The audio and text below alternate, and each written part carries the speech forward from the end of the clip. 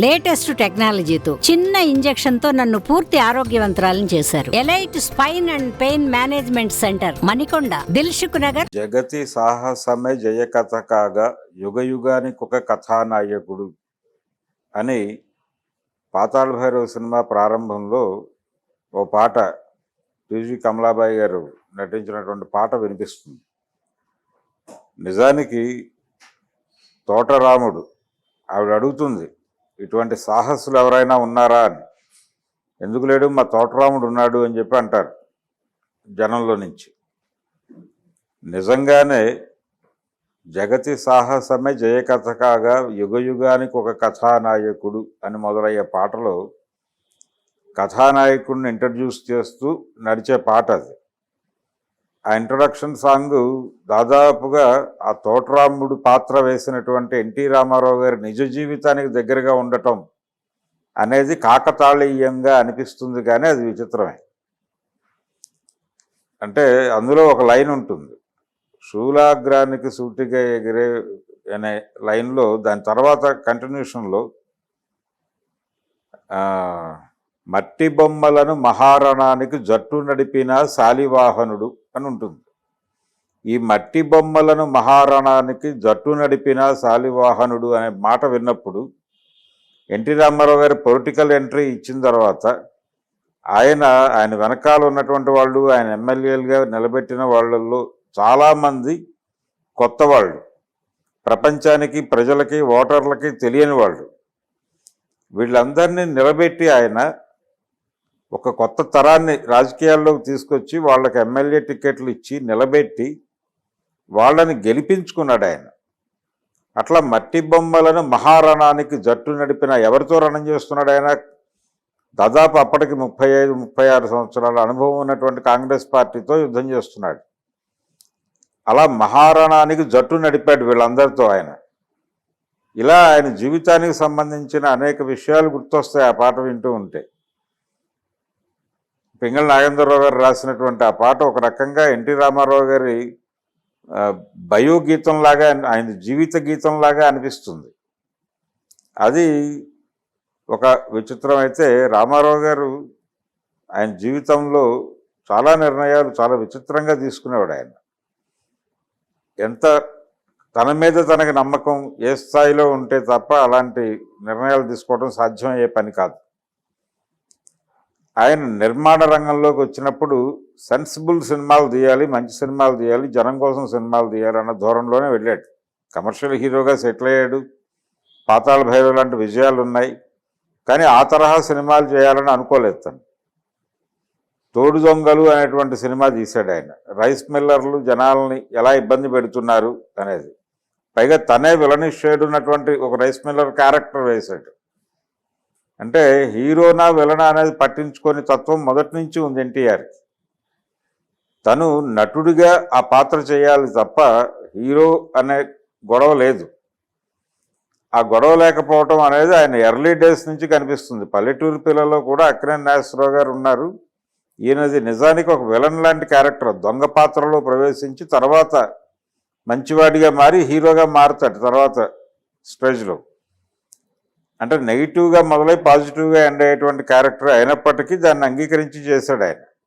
ఆయన హీరోగా నటించిన మొదటి సినిమా పల్లెటూరు పిల్ల, బిఏ సుబ్బారావు గారు ఇంట్రడ్యూస్ చేశాడు ఆయన హీరోగా. ఆ తర్వాత తను హీరోగానే కాదు, పక్క హీరోలకు అవకాశం ఇస్తూ తన బ్యానర్లో సినిమాలు తీయటం. అమర్నాథ్ని హీరోగా తీసుకుని తను పిచ్చి పుల్లయ్యగా నటించటం అనేది సాహసం కాక మరేమిటి? ఆయన సీతారామ కళ్యాణం తీసినప్పుడు కూడా, సీతారామ కళ్యాణం నిజానికి కేవీ రెడ్డి గారితో చేయాలి అనుకుని ఆయన్ని సంప్రదించారు. అయ్యా, మేము సీతారామ కళ్యాణం చేద్దాం అనుకుంటున్నాం, మీరు డైరెక్ట్ చేస్తే బాగుంటుంది అని. అయితే ఆయన ఒక కండిషన్ పెట్టాడు, నువ్వు రాముడు వేసి ఎస్వీఆర్ రావణుడు వేస్తే నేను చేస్తాను అని. సరే, ఆయన అభిప్రాయంతో ముందుకు కొనసాగడం ఇష్టం లేదు. అప్పటికే ఆయన రావణ పాత్ర చేయాలని ఫిక్స్ అయి ఉన్నాడు రామారావు గారు. ఫిక్స్ అయి ఉన్న తర్వాత ఆయన కాదు అన్నప్పుడు ఇంకెందుకు ఆయన ఇబ్బంది పెట్టడం అనే ఉద్దేశంతో తనే డైరెక్ట్ చేస్తూ తను రావణుడి పాత్ర వేసి రాముడిగా హర్నాథ్ని తీసుకుని ఆ సినిమా తీశాడు ఆయన. చాలామంది వ్యతిరేకించారు ఈ నిర్ణయాన్ని, ఇది సరైనది కాదు, తొందరపడుతున్నాడు ఎన్టీఆర్ అని. ఫైనల్గా సినిమా రిలీజ్ అయ్యి సెన్సేషనల్ హిట్ అయింది. అది ప్రజలు రామారావు గారి నిర్ణయాన్ని ఆమోదించారు. ఆ సినిమా టైటిల్స్లో ఈ రోజుకి యూట్యూబ్లో చూడొచ్చు. ఎండ్ కార్డు, డైరెక్షన్ కార్డు ఉండదు. నిర్మాత త్రివిక్రమ్ రావునే ఎండ్ అవుతాయి టైటిల్స్. అంతే తప్ప డైరెక్టర్ ఎన్టీ రామారావు అని పడదు. పడకపోవడానికి కారణం ఏంటంటే గురువు మీద ఉన్నటువంటి గౌరవమే. కేవీ రెడ్డి గారి మీద ఉన్న గౌరవంతోనే కార్డు వేసుకోలేదు ఆయన. కానీ ఎన్టీఆర్ డైరెక్ట్ చేసినటువంటి మొదటి సినిమా సీతారామ కళ్యాణమే. ఆ తర్వాత ఆయన ఎంత అంటే అదొక సెన్సేషనల్ నిర్ణయం. అలాంటి నిర్ణయాలు తీసుకోవడంలో ఏమాత్రము వెనకాడ్డా ఆయన. అలాగే చాలా దూరదృష్టి. ఏ పని చేయాలన్నా ముందు వెనక చూడటం, దాని నేపథ్యం ఏమిటో అర్థం చేసుకోవటం. ఆయన అల్లూరి సీతారామరాజు సినిమా తీయాలి అనుకుని డ్రాప్ అయిన సందర్భం కూడా చాలా వింతగా విచిత్రంగా అనిపిస్తుంది. కృష్ణ గారు అల్లూరి సీతారామరాజు తీసేటప్పుడు రామారావు గారి దగ్గరికి వెళ్ళి మీరు చేస్తానంటే మేము డ్రాప్ అవుతామని చెప్పాడు ఆయన. చెప్తే రామారావు గారు నేను తీయను మీరు తీయద్దు అన్నారట. ఎందుకన్నాడు ఆయన ఆ మాట? మీరు తీయద్దు నేను తీయను అని. తను తీయాలని 2 సార్లు అనుకుని ఎందుకు తీయలేదు అంటే ఆయనకు కొన్ని సందేహాలు ఉన్నాయి ఆ చరిత్ర పట్ల.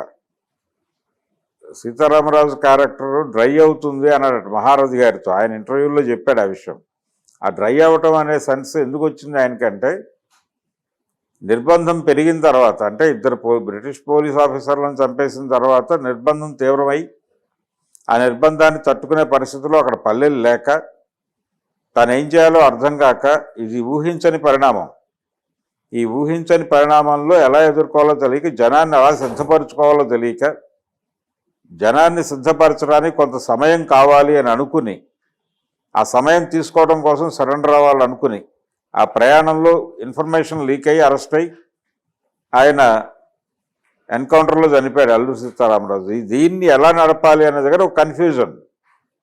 ఇక్కడ ఎమోషన్స్ ఎలా పండించాలి, ఎలా నడపాలి కథని అనేది నిజానికి చేయొచ్చు. అది చేయాల్సిన వ్యవహారం కూడా ఈ రోజుకి సీతారామరాజు సినిమా ప్రాపర్గా తీయాల్సిన అవసరం ఉంది, కృష్ణ గారు సీతారామరాజు ఉన్నప్పటికీ కూడా.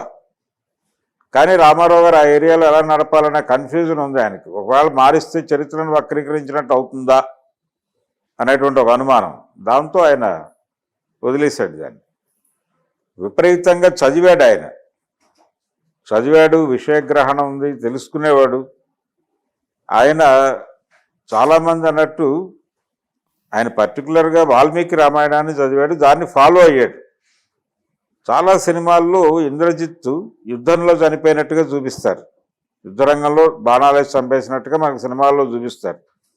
కొన్ని సినిమాల్లో ఆయన తల నరికేస్తే అది వెళ్ళి మాట్లాడుతుంది అక్కడ, ఇలా చూపిస్తారు. కానీ ఎన్టీఆర్ ఒక్కడే శ్రీరామ పట్టాభిషేకం సినిమాలో చలపతిరావు గారు ఇంద్రజిత్ క్యారెక్టర్ వేశాడు, మేఘనాథుడు క్యారెక్టర్ వేశాడు. మేఘనాథుడు క్యారెక్టర్ వేశాడు. ఆ క్యారెక్టర్లో ఆయన ఒక చిన్న పూజ చేసుకుంటూ ఉంటాడు.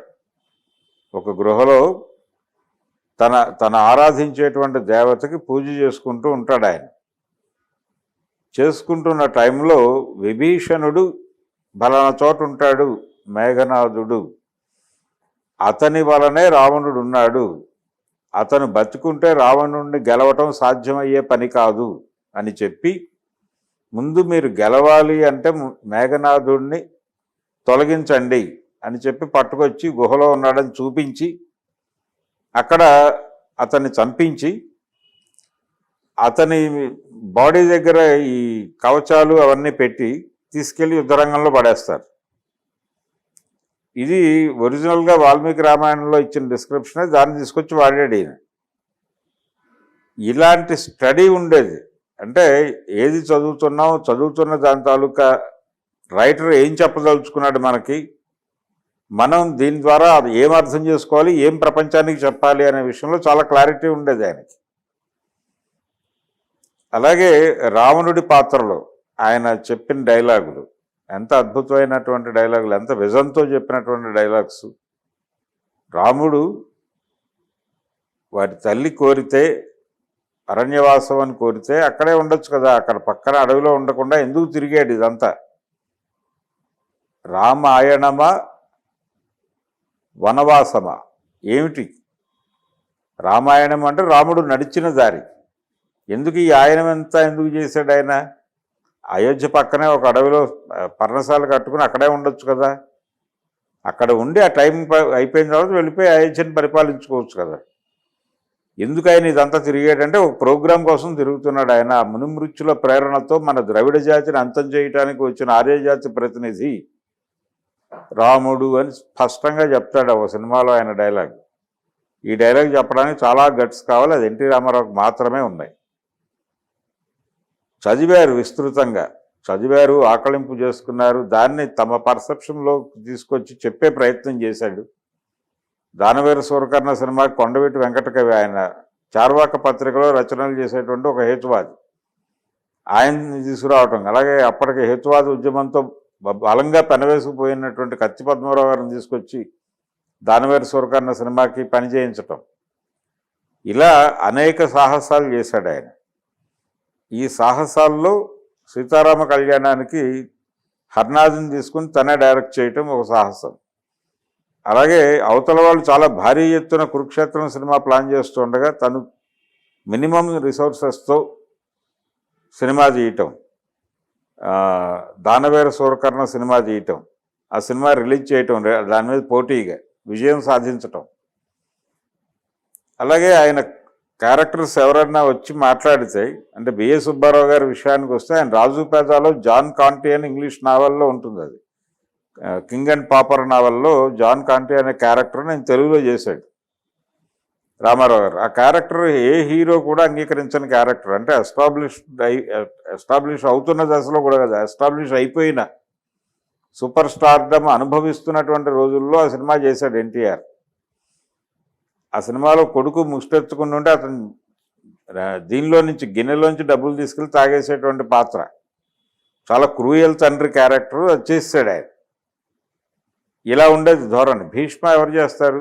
చక్రపాణి గారు కోప్పడేవారు, నువ్వు డీగ్లామరైజ్ క్యారెక్టర్ చేయి, మాకు డీగ్లామర్గా కనిపించమాకు రాము, నువ్వు అలాగే ఏడుపు సినిమాల్లో నటించకు అని చెప్పేవాడు ఆయన. ఈయన వెల్విషర్. కానీ రామారావు గారు ఏడుపు సినిమాలు చేశాడు, విజయం సాధించాడు. అలాగే రాము సినిమా తెలుగులో డబ్ చేసేటప్పుడు రీమేక్ చేయాలి అనుకున్నప్పుడు కూడా చక్రపాణి గారు వద్దని చెప్పాడు. రామారావు ఏంటి నాగేశ్వరరావుతో చేయొచ్చు కదా మీరు అని. కాదునండి, మేము ఎన్టీఆర్తో కమిట్ అయిపోయామన్నారు ప్రొడ్యూసర్లు, కమిట్ అయ్యారు, తీశారు, సినిమా సెన్సేషనల్ హిట్ అది. ఇట్లా ఏ ప్రయోగం చేసినా విజయమే. రామారావు గారు మొదట డైరెక్ట్ చేసినటువంటి సీతారామ కళ్యాణం సూపర్ హిట్టు, ఆయన పెట్టినటువంటి పార్టీ సూపర్ హిట్టు, ఆయన తీసినటువంటి ఆయన ప్రారంభించినటువంటిది ఏదైనా అంటే మొదటిది అంటే ఎన్టీఆర్ ప్రారంభించిన మొదటిది అంటే అది హిట్టే. రామారావు గారు నటించినటువంటి మొదటి కలర్ సినిమా లవకుశ సూపర్ హిట్. అలాగే ఆయన నటించినటువంటి మొదటి సాంఘిక రంగుల చిత్రం దేశోద్ధారకులు పెద్ద హిట్. ఆ తర్వాత ఆయన నటించిన సినిమా స్కోప్ సినిమా అడవిరాముడు చాలా పెద్ద హిట్. ఇలా ఆయన ఏది ప్రారంభించినా విజయమే వరించింది. అలాగే పార్టీ పెట్టినప్పుడు కూడా విజయం సాధించాడు ఆయన. ఇందాక మనం పింగళ నాగేంద్రరావు గారు పాట చెప్పుకున్నాం, మట్టి బొమ్మలను మహారాణానికి జట్టు నడిపిన శాలివాహనుడు ఎన్టీ రామారావు. జట్టు నడిపి గెలిపించుకున్నాడు. ఇది ఎన్టీఆర్ పాజిటివ్ సైడ్. అలాగే ఆయనలో ఒక ఫిలసాఫికల్ యాంగిల్ ఉండేది. ఇందా చెప్పిన రావణుడి పాత్ర ఇవన్నీ చేయటానికి ఒక ప్రేరణ కలగాలి. ఆ ప్రేరణ ఉంది ఆయనలో. త్రిపురనేని రామస్వామి ఉన్నాడు, ఆయన్ని కొంత అడాప్ట్ చేసుకున్నాడు ఆయన ఆ ఏరియాలో ఉండటం వలన. ఇక్కడి నుంచి మెడ్రాస్ ఆయన వెళ్ళే టైంకి అక్కడ యాంటీ హిందీ మూమెంట్ జరుగుతోంది పెరియార్ రామస్వామి నాయకత్వంలో. తమిళనాడు వాళ్ళని మీకొక రామస్వామి మాకొక రామస్వామి అనేవాడు ఈయన. ఇట్లా ఒక రకంగా ఒక ఫిలసాఫికల్ బ్యాక్గ్రౌండ్ ఉన్నటువంటి ఆలోచన, ఒక తాత్విక ఆలోచన ఉన్నటువంటి హీరోలు చాలా అరుదు. అది ఎన్టీఆర్లో కాంబినేషన్ కుదిరింది. ఆయన తీసిన సినిమాల్లో కూడా దాన్నే చెప్పే ప్రయత్నం చేశాడు. ఏ సినిమా తీసినా, ఏ సినిమాలో నటించినా ఆయన కాన్షియస్గా ద్రవిడ సిద్ధాంతం చెప్పే ప్రయత్నమే చేసేవాడు. అలాగే రాజకీయాల్లోకి వచ్చాక కూడా దాన్నే అనుసరించాడు. ఆయన రాగానే తీసుకొచ్చినటువంటి ఎండోమెంట్ యాక్ట్ అంటే అనువంశిక అర్చకత్వాన్ని రద్దు చేయటం, ఇలాంటి నిర్ణయాలు అది ఇంకొక ముఖ్యమంత్రి లేకపోతే ఇంకొక పొలిటీషియన్ తీసుకునే నిర్ణయాలు కాదు. ఫిలసాఫికల్ బ్యాక్గ్రౌండ్ ఉంది కాబట్టి ఆయన తీసుకున్నాడు. ఇట్లా అనేక సంచలనాలు ఎన్టీ రామారావు అంటే. ఆయన నిరంతరం యుద్ధంలోనే ఉన్నాడు, తోటరాముడు లాగానే. తోటరాముడు అనగానే మనకి ఎన్టీ రామారావు గారు పాతాళ భైరవలో కత్తి నోటకి ఖర్చుకుని తాడు పట్టుకుని కోట కూడా ఎగబాకుతున్నటువంటి షాట్ కనిపిస్తుంది. ఆయన జీవితాంతం అదే పని చేశాడు. యుద్ధరంగంలోనే చనిపోయాడు చివరి రోజుల్లో కూడా. ఆయన మొత్తం 4 ఎన్నికలు కంటెస్ట్ చేశాడు. 4 ఎన్నికల్లో 3 ఎన్నికలు గెలిచాడు, 1 ఎన్నిక మాత్రమే ఓడిపోయాడు. ఆ గెలిచిన 3వ ఎన్నిక సందర్భంగా ఆయన ముఖ్యమంత్రి అయినప్పుడు ఆగస్టులో ఒక క్రైసిస్ జరిగింది ఆ పార్టీలో.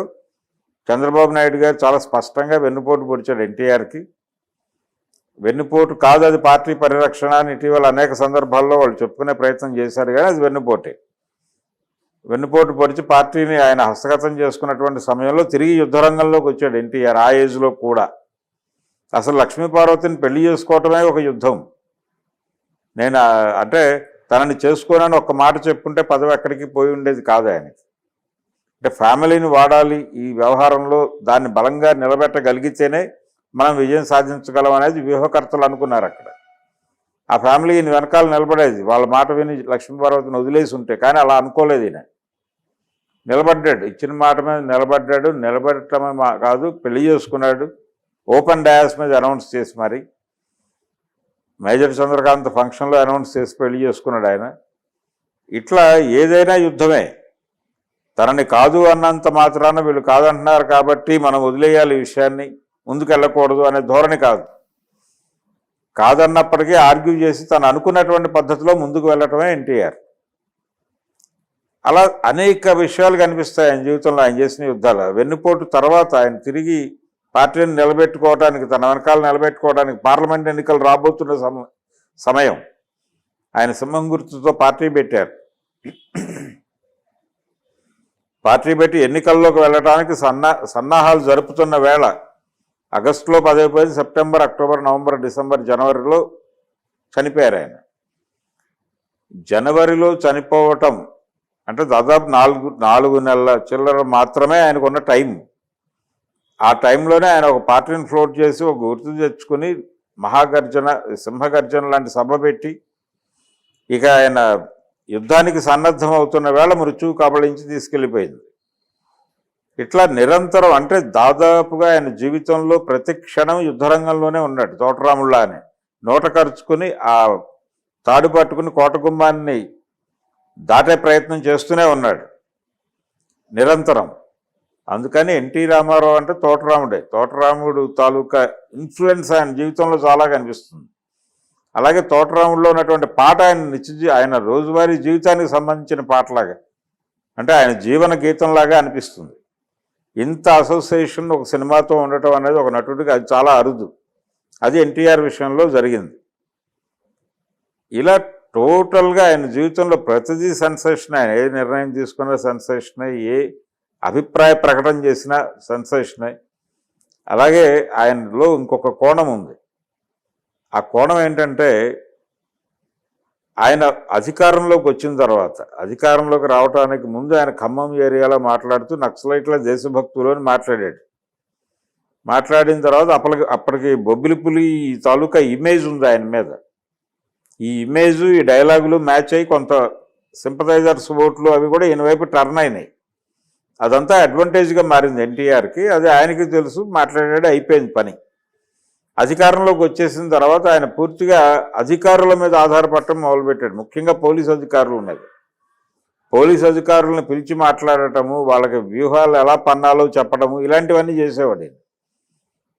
భారతి అనే ఒక నాటకాన్ని, అంటే దొరగారిని పిలిచి కూర్చోబెట్టి తర్వాత రోజుల్లో డిఐజీ అయ్యి అప్పటికి వరంగల్ ఎస్పీగా ఉన్నటువంటి హెచ్జే దొరని పిలిచి కూర్చోబెట్టి మాట్లాడి, వాళ్ళు కల్చరల్ యాక్టివిటీస్ ద్వారా జనాలను అట్రాక్ట్ చేస్తున్నారు కాబట్టి మనం కూడా కల్చరల్ యాక్టివిటీస్ చేయాలి అని చెప్పి భారతి అని ఒక నాటకం రాయించి చాట్ల శ్రీరాములు గారు వీళ్ళతో దాన్ని ప్రదర్శింపజేసి పోలీసుల ప్రొటెక్షన్తో ఊళ్ళల్లో కల్చరల్ ప్రోగ్రామ్ కండక్ట్ చేయటం అనే కార్యక్రమం రామారావు గారితోనే మొదలైంది. కల్చరల్గా ఎదుర్కోవాలి నక్సలిజాన్ని అనేటువంటి ప్రోగ్రాంలో భాగంగా జరిగింది అది. అందులో భాగంగానే ఆయన పోలీస్ ఆఫీసర్స్తో రకరకాల చర్చలు జరిపేవాడు. ఈ చర్చలు జరుపుతున్న టైంలోనే మిస్సింగ్ మరణాలు అనేది ఒకటి ఎజెండాలోకి తీసుకొచ్చారు. అంటే గతంలో ఎలా ఉండేదంటే ఒక మనిషిని, ఒక నక్సలైట్ ఎవరైనా అరెస్ట్ అయితే అతన్ని చంపేసి అతని బాడీని ఎక్కడో పడేసి అక్కడ 4 వెపన్స్ సాహిత్యం అవి పడేసి ఇతను ఇక్కడ ఉన్నాడనే విషయం తెలుసుకుని పోలీసులు వస్తుంటే ఇతను వీళ్ళు వస్తున్నాడనే విషయం ముందే తెలుసుకుని ఎదురుదాడి చేసి చంపైపోతుంటే మేము గత్యంతరంలాగా ఫైరింగ్ ఓపెన్ చేసాం, అతను చచ్చిపోయాడు అనే కథను అల్లేసి స్టోరీ ముగించేవారు. కానీ ఎన్టీ రామారావు గారి రోజుల్లో అలా జరిగేది కాదు. మిస్సింగ్ మరణాలు, అరెస్ట్ అయిన వ్యక్తిని చంపేసేవాళ్ళు కానీ అది ఎక్కడ అరెస్ట్ అయినట్టు కానీ చంపేసినట్టు కానీ ఏ రకమైన ఇవి లేకుండా ఆనవాళ్ళు లేకుండా చేసేవాళ్ళు. ఇలా అనేక కేసులు ఆంధ్రప్రదేశ్లో జరిగినాయి ఆయన పరిపాలనలో ఉండగా. మిస్సింగ్ మరణాలు, ఆయన అల్లుడు వచ్చిన తర్వాత కోవర్ట్ ఆపరేషన్లు అనేది మనకి చాలా క్లియర్గా తెలుస్తుంది. ఒక టైం ఎరా. కాకపోతే ఎన్టీ రామారావు గారిలో ఉన్నటువంటి పాజిటివ్ అంశాలు మనం ఇందాక నుంచి మాట్లాడుకున్నాం, నెగిటివ్ అంశాలు ఇది. ఇలాగే ఆయన వ్యవహార శైలి మీద రకరకాల మంది నటులు, ఆయన సహనటులు మాట్లాడిన సందర్భం ఉంది.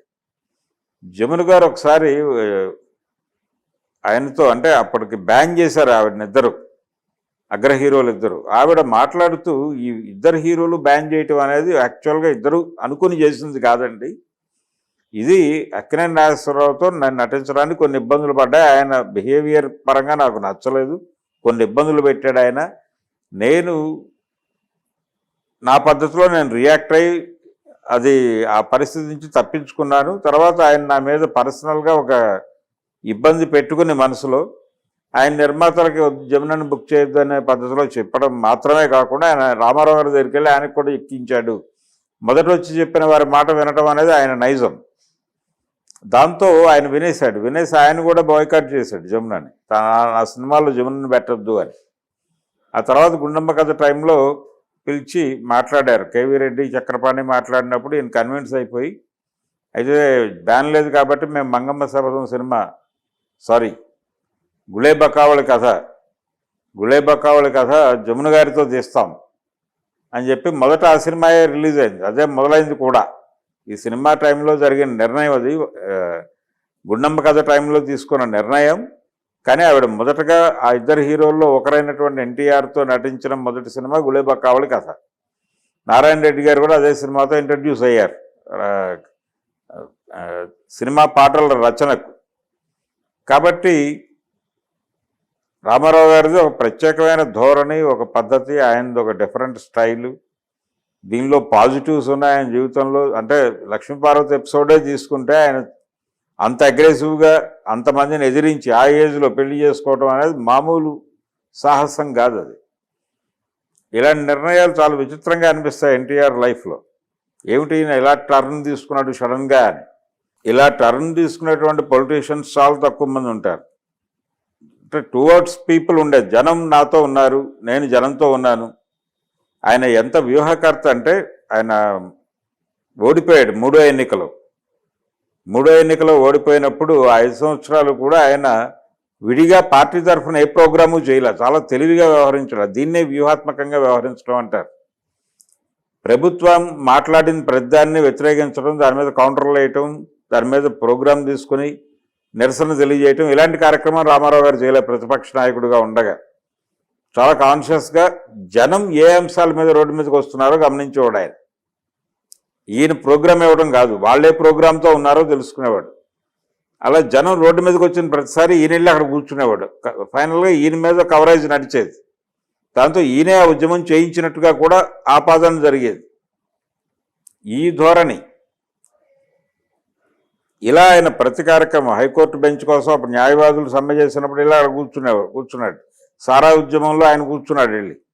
ఇలా తను ప్రజలు వారంతట వారు చేసిన ఉద్యమాల్లో మనం మమేకం అవడం ద్వారా మాత్రమే అధికారంలోకి రాగలము అనేది గుర్తించాడు. అది చాలా గొప్ప విషయం.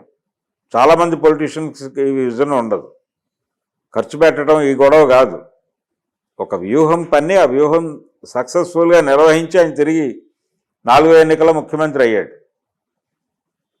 ఆ తర్వాత ఆయన ఈ వెన్నుపోటుకు గురై మరణించటం ఇవన్నీ నిజానికి చంద్రబాబు నాయుడుకి అద్భుతంగా కలిసి వచ్చిన అంశాలు అవన్నీ. ఎన్టీ రామారావు గారి ప్రయాణం అలా ముగిసింది. అంటే అది ప్రారంభమే చాలా సాహసంతో మొదలైనటువంటి చరిత్ర. ఆయన జీవితంలో ఉన్నటువంటి ఈ అప్ అండ్ డౌన్స్, ఈ పాజిటివ్ నెగిటివ్ అంశాలు, ఇవన్నీ అనేక అంశాలు ఉన్నాయి. దీన్ని మాట్లాడుతూ సినిమా తీసుంటే కనుక కథానాయకుడి సినిమా డెఫినెట్గా హిట్ అయ్యేది. కానీ వన్ సైడెడ్గా విజయాలు మాత్రమే చూపించుకుంటూ వెళ్ళటం వలన వెగటు పుట్టింది. ఇలాంటి ఒక విచిత్రమైనటువంటి వ్యక్తిత్వము, థియరిటికల్గా అంటే ఫిలసాఫికల్గా ఒక అవగాహన కలిగి ఉండడం సమాజం మీద, ఇలాంటివి నటులలో చాలా అరుదు. ఆ కాలం నాటి నటులో కనిపించేవాళ్ళు కానీ ఈనాటి నటులో చాలా తక్కువ. అలాంటి ఎన్టీఆర్కి ఆయన వర్ధంతి సందర్భంగా ఘనంగా నివాళులు అర్పిస్తున్నాను నేను. అలాగే ప్రతి ఒక్కరూ, తెలుగువారైన ప్రతి ఒక్కరూ గుర్తుంచుకోవాల్సినటువంటి హీరో, పొలిటీషియన్, తెలుగు ప్రజల ఆరాధ్య రాజకీయ నాయకుడు, అభిమాన కథానాయకుడు ఎన్టీఆర్. అతన్ని గుర్తుంచుకోవాలని అన్ని తరాలకి, తెలుగు భాష బతుకున్నంత కాలం ఎన్ని తరాలైతే అన్ని తరాలకి ఆయన పేరు ట్రాన్స్ఫర్ కావాలని కోరుకుంటున్నాను. మరిన్ని వీడియోస్ కోసం ఛానల్ ని సబ్స్క్రైబ్ చేయండి, లేటెస్ట్ అప్డేట్స్ కోసం వాట్సాప్ ఛానల్ ని ఫాలో చేయండి అండ్ లింక్ డిస్క్రిప్షన్ లో ఉంది.